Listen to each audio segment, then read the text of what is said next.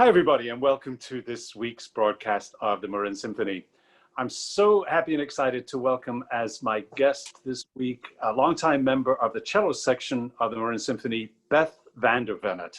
Beth, hi, and good to see you. Hello, how are you? Oh, I'm doing well. I'm doing much better to see your shining face, and I'm so looking forward to the chance to get to talk to you and for our audience to find out a little bit more about the very interesting life that you lead. Thank you. Well, thanks for inviting me. It's great to be here. Absolutely, absolutely. Why don't we start sort of at the very beginning, which is always a very good place to start. Where was that for you, and when did cello become part of your life? Well, I love to tell people this story because my mother gets all the credit. And, you know, it's always great to tell this story to kids because I give my mother just full kudos for encouraging, which actually she insisted that I play an instrument back in the day. I was a product of the public school system. I grew up in Michigan in the suburb of Detroit. And so we had the opportunity to play, and she said, well, I think you should do this.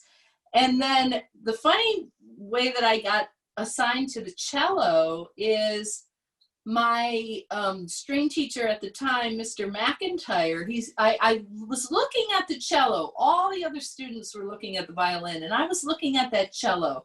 And I was like, ooh, that looks interesting. I said, Mr. McIntyre, what's this one? And he said, well, that's a cello. And then the next sentence out of his mouth was, how close do you live to the school? Where do you live? Yes. And then I said, I just lived around the block. And he said, fine. And he gave me the cello. So between my mother and Mr. McIntyre, here we are. And I've been playing cello for, over 40 years now. So that's my beginning. So you were just able to schlep it around the block. Yes. Yeah, I had a much harder.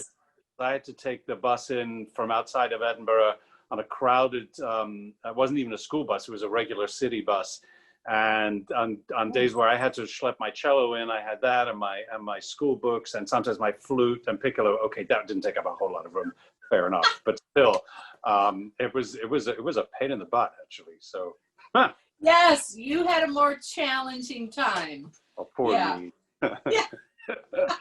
So you started out in Michigan, and is that where you eventually? And when you went to college? Yes, I did. I actually grew up a working class suburb between Detroit and Ann Arbor. And I was at one point talked into taking private lessons. That led me to the Youth Symphony. The Michigan Youth Symphony at the time was associated with the University of Michigan.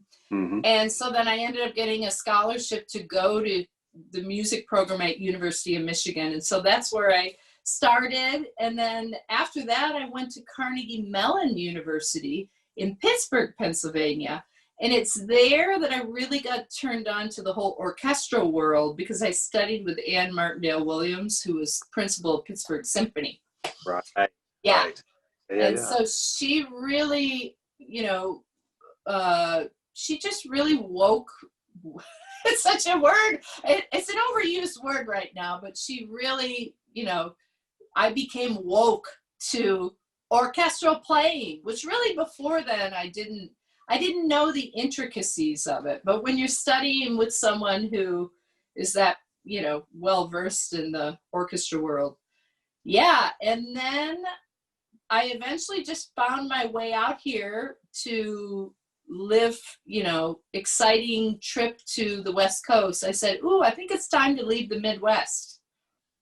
And that was just it. I mean, that was my next question. When did you get the siren call to go west, young lady? Did you just hop on a Greyhound bus and thought, oh, what the hell? Or almost. Yes, almost. No, what I did is I was, I had all this time studying in the Midwest. Pittsburgh's kind of like the Midwest, I will say. I mean, it's really right to the end of the state. I'm actually going there on Sunday, believe it or not. But yeah, it's really Okay. further west than one thinks, I guess. Yes, it is. And so I really needed to spread my wings, and I researched the extremes, West Coast and East Coast. I was looking for a big city to go to where I could start, playing cello and get some traction.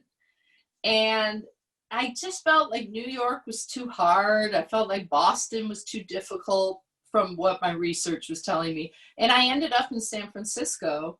And so here we are. Wow, that's so. So it really was on well, not more than a whim, but not with any absolute end game in mind. You just That's right.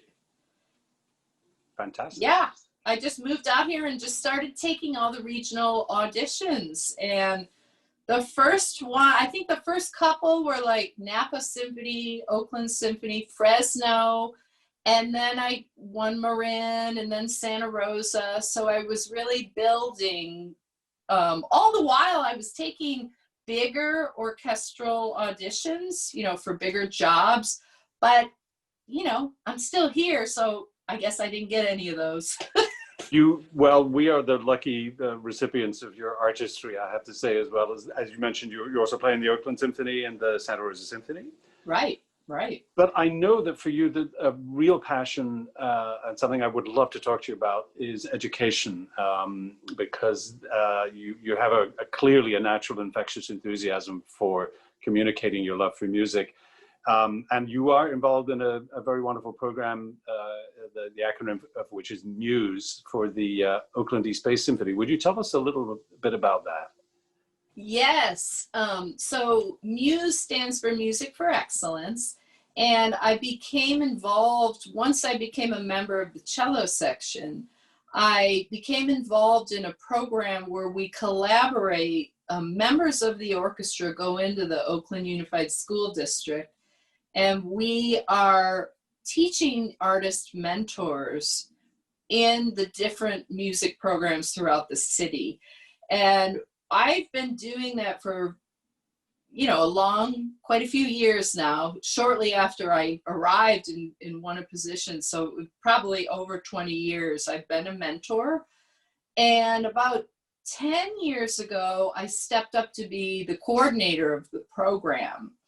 And so I really got into, beefing up our after school program offerings and, doing a lot of work within the kind of the administrative work. And then about 2 years ago, I stepped back again to become just a lead teaching artist, but I'm still heavily involved. I live in Oakland, so I take a particular interest in working with kids that are from my own community. And I think that is, there's something that I find really special about teaching and actually running into the people that you work with in your community. So who are you mentoring? What kind of age group and what kind of things does the mentoring involve? Yes, there's two main pieces. The programming goes from elementary up through high school. Mm-hmm. So I work with all ages, pretty much fourth grade, third and fourth grade up through high school. There's an ins, that's a big age range, isn't it? I mean, do you find yourself putting on different hats when you're talking to a fourth grader as opposed to a 12th grader? Because that's a lot of territory to cover. Oh, absolutely. Absolutely. Earlier today, I was working with an elementary after school group, and I'm practically doing back handsprings with those kids. You don't need to do the same kind of thing with high school. You certainly engage in a different way. Yesterday, I was working with high school kids. So every day I'm working with a different group. And we do in-school mentoring where we work alongside the Oakland Unified music teachers, and we make a plan to help what our specialty is. So like I help the cello and bass players at Oakland High. That's one example. And then we have after school programs where we actually have a group of like a little mini orchestra come together, and we coach kids on how to play an orchestra and what it means. And the thing that's unique about this program is that it's all free. Oh, really? It's a tuition free. So it really, yeah. And it's, I mean, thank you to our, development team who's able to raise the money for that. But I have a real passion for this work. And my objective is to always show kids that there's something to get excited about. I'm not particularly interested that all these students grow up to become professional musicians. It's more like creating a thirst, a curiosity for learning and knowledge and how to get excited about things. I'm very excitable. So I really, I could not have told. Really good. But so do you see some of these kids from an early, from an early age, and you feel that you're mentoring them all the way through multiple years and see them grow up? That must be incredibly beautiful and powerful to see that happen. Yeah, it really is. And it's also interesting because I've been doing it for so long. When you commit to a program, when you commit to a community, that's where you really see the beauty happen, because like just last week, I gave a student a whole list. She's a senior in high school. She's applying to college, and I have been tracking her student volunteer work that she's been doing with me for the last 5 years. I've known her since she was in 6th grade, and I just delivered this form to her, because a lot of these kids, I just track what they're doing because they asked me to write them letters of recommendation, and and it's really special to see where they all end up, and they don't all go into the same direction, No, sure. You've given them so many possibilities. Do you keep in touch with them after they've left the program? Do you hear from them? What happens, some of them, when they come back from college, they'll be in touch again. Some, every once in a while, they want to be a student mentor. They want to help out. But, it's surprising where it pops up. I wouldn't say that I'm not, regularly having lunch with any of these graduates, but, sure. Sometimes I will run into someone like at a grocery store whom I recognize, but I can't really place who they are because they've grown up and they. Yeah, right. Of course. Yeah. And it's always fun trying to place where I know them from, and they just yell out, "Miss Beth," because my last name is so long that I've ditched that many years ago. That's a lot easier to remember. It's a lot easier. Yeah. Not less of a tongue twister. Yeah. That's really beautiful to hear, Beth. And that kind of work, it maybe probably doesn't even feel like work. It must be just a joy for you to share. Yeah. And interesting, if I can, talk about this time that we're in right now, it's been very interesting to pivot all of this work and do it through the Zoom platform.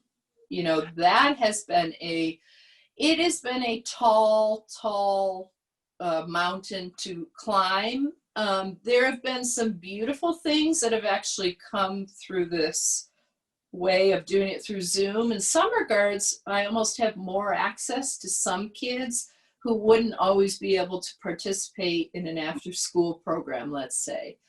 But on the flip side, I'm somewhat painful. I see how difficult it is for some students to keep engaged in this platform of learning through Zoom. It's been a really mixed bag, and there's certainly some things that we're learning through having to access this technology. There's some things that I think we will continue with, as we pivot back to more in person, and some things that, it'll just be great when we can get in the same room with people again. Interesting to know that Zoom fatigue is a condition that can apply to all age groups.